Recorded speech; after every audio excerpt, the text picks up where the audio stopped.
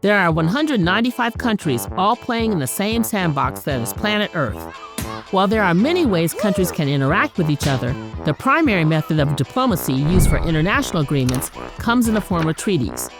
But who ensures that treaties are upheld? Nations operate as sovereign entities, meaning no higher authority governs them collectively. All nations are on equal footing.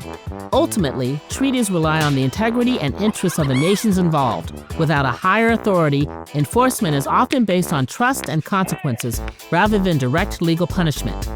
In a sense, a treaty is only as good as the word of the nations who sign it. Unsurprisingly, all the world's major powers have broken treaties at some point.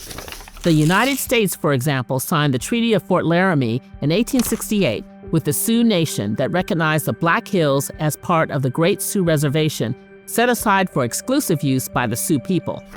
This treaty was meant to establish peace and define Native American lands after years of conflict with the U.S. military. However, the U.S. government violated the treaty just 9 years later when Congress passed an act that redrew the lines of the treaty, seized the Black Hills, and allowed the U.S. to build roads through reservation lands. This violation had lasting consequences. In 1980, the Supreme Court ruled that the U.S. did in fact illegally break this treaty and ordered the government to pay $105 million to the Sioux Nation. However, the Sioux refused the money, arguing the land was never for sale. The court-ordered compensation is held in a U.S. Treasury trust fund, unused, accumulating interest. Today, the total amount is valued at $1.5 billion.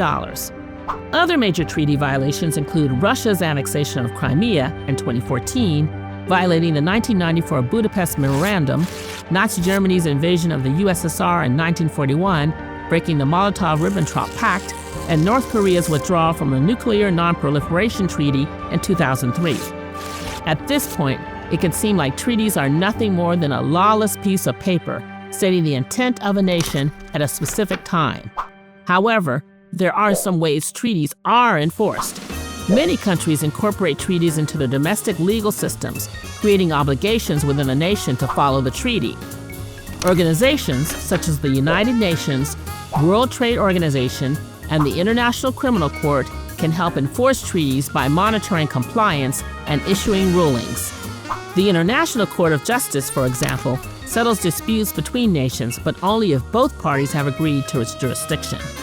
While legal avenues help to add some security, perhaps the most powerful enforcement lies in the consequences of violating a treaty.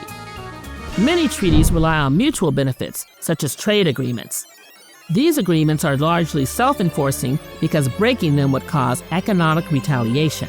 Countries that break their promises may face sanctions, trade restrictions, or lose their foreign aid, not to mention the loss of reputation.